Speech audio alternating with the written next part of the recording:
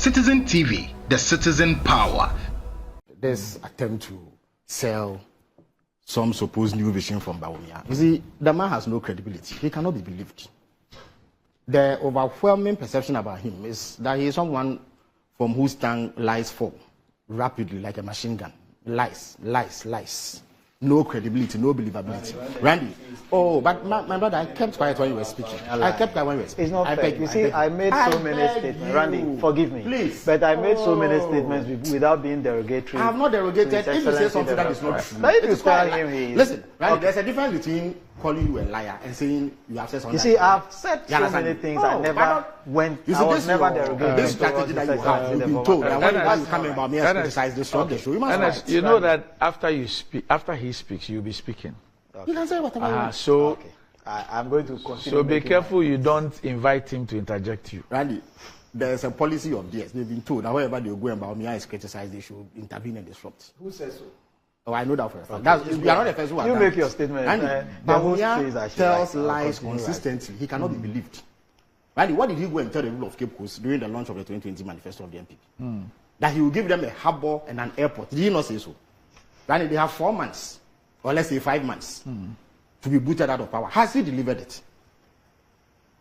You promise an airport and a harbour. The cost of those are much lower than 2,000 megawatts of solar energy that he is promising. He has not delivered that. Why should anybody take you seriously? Randy, was it not the same person who came telling us that he will manage the exchange rate better? Randy, if the exchange rate goes to 16 Ghana cedis, as I exchanged 2 days ago, is it better than at 4 cedis when he inherited it? Was it not the one who told us that they will do away with taxation, from taxation to production? Randy, he has introduced 40 taxes. Did he not lament and condemn borrowing? 120 billion Ghana cedis. You said it was too much. Today, even after you suspended paying your debts, you owe close to 700 billion Ghana cedis. 700 billion Ghana cedis. Why should we believe anything you say? In fact, after today, he even says that there's nothing about this government that he knows anything about. That he's a driver's mate from Medina to Accra. That's his profession. He's no longer the vice president. He's no longer the lead manager of our economy. That you want to sit here and think that the moment you say he has said this, people will believe you. Look, Randy, the average person is rational. It is the reason why when people see and hear President Mama, they ascribe more credibility and integrity to him than Bawumia. Because Bawumia has none. He will say things that he knows are lies because he has said it. And some, you see, Randy, the comical politicking that he has introduced into MPP circles, and it reflects in the way all of them speak. A whole vice president can look people in the face and tell them that this economy we have is better than the one he inherited. The economy in which he has defaulted on debt and cannot pay is better than the one in which we paid our debt regularly. And this is a person that wants to be taken seriously. No wonder when he goes on campaign platform, it's only comical offbeat dancing that he engages. And when you say this, you've not delegated him. I have defined his character over the period. When you lie to me, I have a right to point it out. When you tell me you will build an airport and you don't do it, you have lied to me. And therefore, when you come and say anything else, you cannot be believed. So the fundamental point upon which he will be assessed in this election is that what did he tell us in 2016 and what has been delivered? Any assessment of that would dismiss him as somebody who should not be listened to. And there's a reason why he is going into this election as a heavy underdog. It's the reason why every credible poll says that he is going to lose, and he will lose. Because the people of Ghana, with the greatest respect to you, Randy, are not stupid. They will not go and they will not add timber to a man who cannot carry twigs. Randy, this pen, look at this pen. See how light it is. We gave it to Bawumia, he couldn't carry it. And yet he says we should give him timber, and that he has a capacity. So it almost sounds like an insult when he tells the people of Ghana that. And that's why they have dismissed him. Randy, but I'll come to a few things that my brother has said, which are simply not true. Look, President Mama has not said anywhere that he is not a magician to create jobs. It was a mischievous lie published by Daily Guide, owned by the MPP's chairman, Freddie Blay. Former chairman. Former chairman, Freddie Blay. It's a mischievous lie, deliberate lie.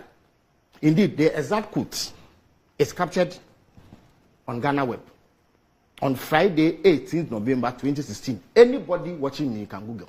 And Randy, I'm going to read it to you. He says, the fact of life is that you can only have money in your pocket if you work and earn it. And so there is no magic to put money into pockets, people's pockets. That is why my government is investing as much as it is investing to try and provide our people with skills that they need to enter the world of work. This is a profound, sensible statement by a president who means business. So no amount of lying and twisting would get the MPP to get away with the massive, horrible failure they have recorded.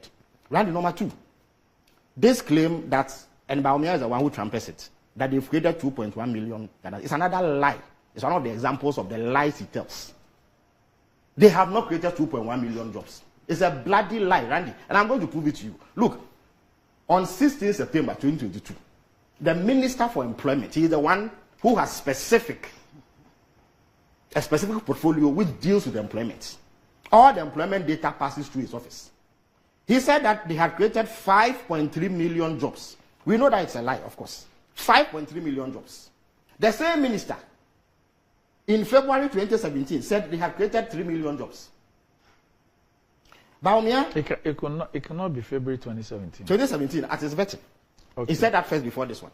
He said they had created 3 million jobs as of February 2017. That was, 2021. Yes. 2021, yes, 2021. So that's 4 years after they took office. 4 years after they took office, they had created 3.3 million jobs. Then in September 2021, barely a year after that, he said it had gone to 5.3 million. Now, 8 years after that, Bawumia says they've created 2.1 million jobs. Where is the sense in this? They are telling cock and bull stories in order to deceive the people of Ghana. Randy, if they had done that, there would be no employment in Ghana, as I speak to you. Unemployment in Ghana. Because in the same period, the Ghana Statistical Service has published that when they did the head count of Ghanaians, those who did not have jobs, it was 1.5 million. That's in their population and housing census, the latest one. So if they had indeed created 2.3, this unemployment rate would be wiped out. So when I say he lies, this is an example of it. Randy, let him publish the name of everybody they've employed. If he is a man and he knows he's telling the truth. But he's lying. So please, I think that you in the media must do more. This lying must stop. You see, it is bad enough that he has been such a failure at the management of the economy. But when he comes to add these lies, he insults us further. How is it that you've created this number of jobs and yet unemployment has moved from 8.4% in 2016 to over 14% now? How is that even possible? Where is the correlation? Population increase. With population increase, Randy. So, what is the please, Randy. But the exact number of unemployed people has been captured. It is 1.55 million by the Ghana Statistical Service. Indeed, last year they said another 550,000 fell into unemployment because of economic challenges. So if you add it, that is 2 million. If they create that number of jobs within the same period, it will wipe this out so that we may even need to import labor to augment the shortfall. So it does not. It's not only a lie. It does not make sense. And yet they go about repeating it as if the people they are addressing are dummies. You don't respect the people you are governing. Let me come to the round up. Randy. He spoke about an hour. He spoke about an hour. No, we're wrapping up on this. Randy, so just round up for me. Yes. Again, corruption. The grabbing of state property. Randy, look at the state of corruption. I spoke to you about how horrible it is that a minister of state, that he was seeking to defend that. You think that there's any serious jurisdiction where they will allow this? A minister of state is grabbing state property overnight. Suddenly, overnight, you come into work. You can grab state property like that. Which one? Why? The hotels that they are buying, is it not essentially state property? Senate, what is it? Senate is a private organization. And you are happy to defend this. You are happy to defend this kind of behavior. Now we've got to a juncture in our country where it is right for conflict of interest, abuse of power. If Brother Champo was not a government official, can he even come close to Senate hotels? If he was not a government official, Randy, if he was not in government, could he even have come close to a government hotel, let alone want to buy 4 or 6 at a go? And he's not even buying one. He is buying 4 or 6 at a go. Why? Didn't you see all of them in opposition? The people who are flaunting wealth and are all over the place, claiming they have money. Didn't you see them in opposition? Randy Akufo-Addo, didn't you see him in opposition? Didn't you see him? Bawumia, today, he has money to pay 80 million Ghana cedis to delegates to vote for him in primaries. Randy, he was a man condemning soul sourcing, was he not? He even said it was corruption. He becomes vice president, and his brother, Abraham Bawumia, is now the recipient of inflated soul sourced contracts. That's why I told you that he has no credibility and must be dismissed by the electorate. In opposition, he decried soul sourcing. He said that it was a source of corruption. And I can pull it for you from his Twitter handle. Today, his brother has become a contractor overnight and is getting inflated soul source contracts. He gets his payments first before anybody else under this government. So when Bawumia is able to cough up 80 million to pay delegates, you know exactly where the money comes from. You are fleecing the state. You flaunt corruption in our face. People who could hardly make ends meet suddenly have become wealthy overnight. Right? Don't you see the president's relatives? Look at the corruption in the energy sector that NAPO has supervised. Gensa, something is sold for 6 cedis. You want to sell it for 2 cedis so that the nation will incur loss, so that your friend can have that contract. Right? You know there's another one regarding electricity. See, one in the same energy sector. You know, Gensa, they generate electricity from the gas they earn and then sell to the mines. Now they want to buy electricity from ECG streets and sell to the mines. As if ECG cannot sell electricity to the mines. But they want it at a completely knockdown rate, below the commercial rate, so they will make supernormal profit. And Bawumia and NAPO are supervising that. Was it not Bawumia who lowered the conditions precedent, which called for a bank guarantee in the PDS deal, and made it possible for people who did not have the capacity to earn leverage in ECG, make billions, run it down, live with the money, and have not refunded it. And because of that, we lost the Millennium Challenge account.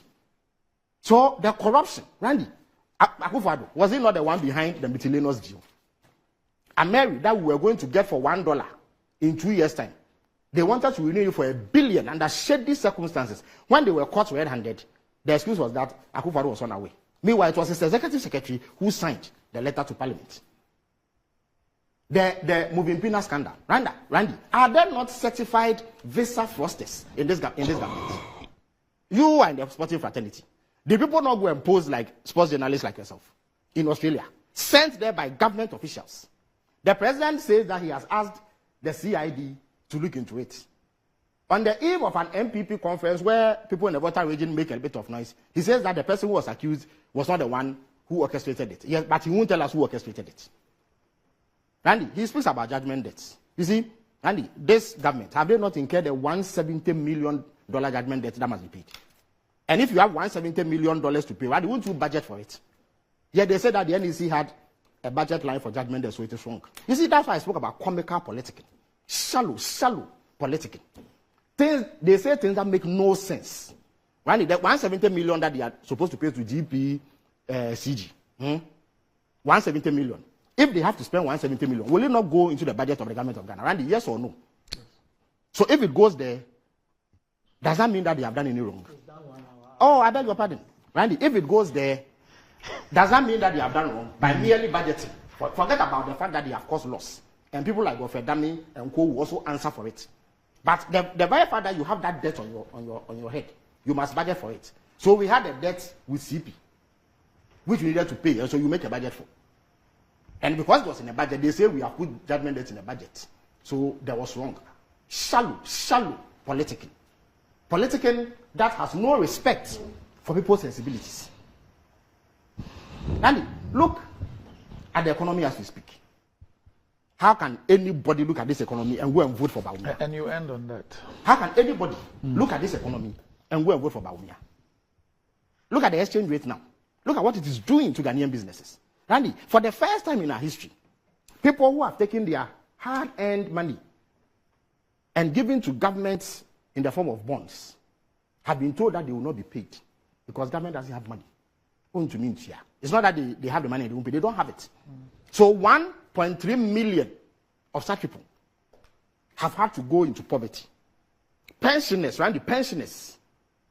People who have served this country and have gone on pension, they have to go and pick it at the finance ministry. Even then, they have not received their money. Only last week, they reactivated the picketing again. Because I heard them issuing ultimatums to the finance ministry.